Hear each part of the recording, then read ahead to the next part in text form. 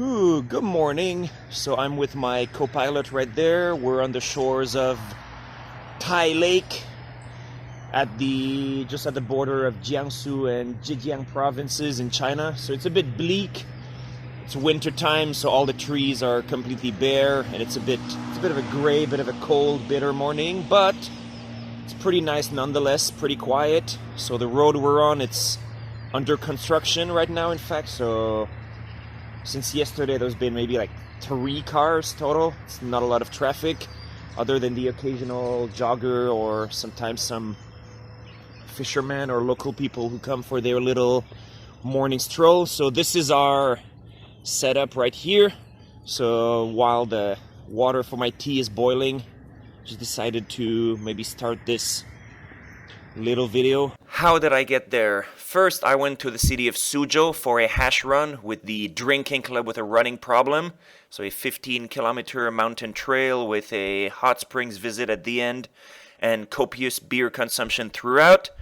Afterwards, the dog and I, we headed south and we got to the district of Wujiang, which is in the southern outskirts of the city of Suzhou. We could gaze at those kind of creepy futuristic buildings around the bay and then walk around a little bit, get some exercise, get some fresh air.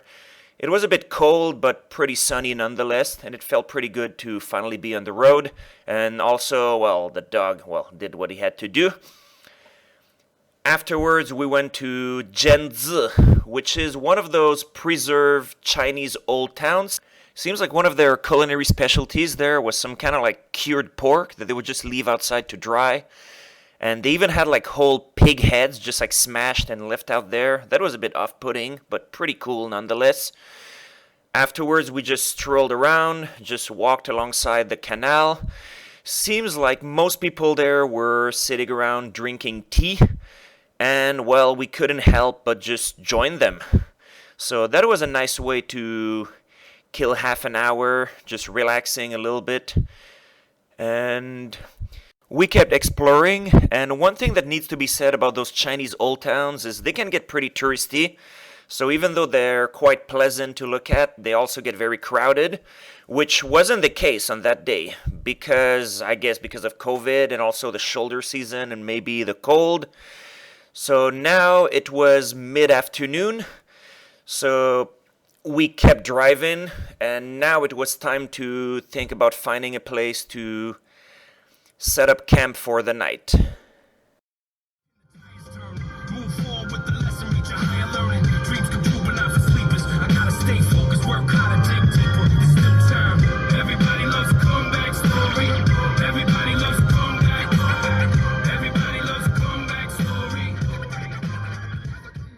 I went in there a little bit blindly. I just turned on this side road, not really knowing where it would lead us, and turned out it was great. Just on the shores of the lake, so I set up camp there. I did a bit of maintenance on the car, installed some curtains on the back window. Then I exercised, did some pull-ups on tree branches and some push-ups on the road. The dog had wandered around and he ate a dog turd like he's prone to do, so I had to brush his teeth. Afterwards, I made dinner with our little camp stove, little butane stove, works pretty well. And we had a campfire. A few little glasses of whiskey, some country music in my earbuds, and I sat there reflecting on what had been a pretty nice first day for this little road trip.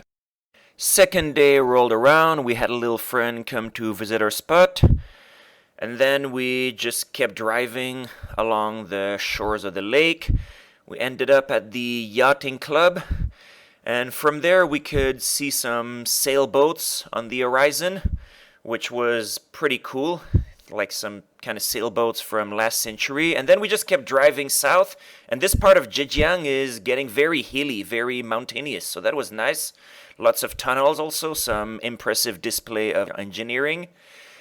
And we got to our destination after about 3 hours, which is the 1,000-island lake, Qiandaohu. There was a massive tourist site set up there, but we didn't go in for something that promised to be very underwhelming and also probably extremely overpriced. So instead, we just kept driving along the shores of the lake, which is gigantic. Like that killed a few hours, in fact. And then we got to this spot, which I considered for camping. It was very quiet and remote. Like the only guy around was some fisherman on a bamboo raft just casting his net around. And also, there was this old barge just like sitting on the shores, just like left there to rot.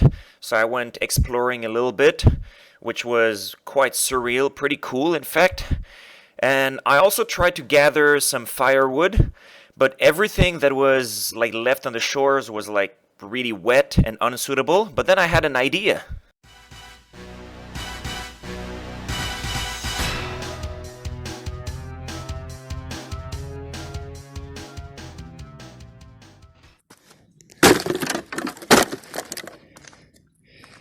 Mission accomplished. So finally we could relax a little bit, have a nice beer on the shores of the lake, and then have dinner and another little campfire far away from civilization and all the BS that comes with it. Truly, truly blissful.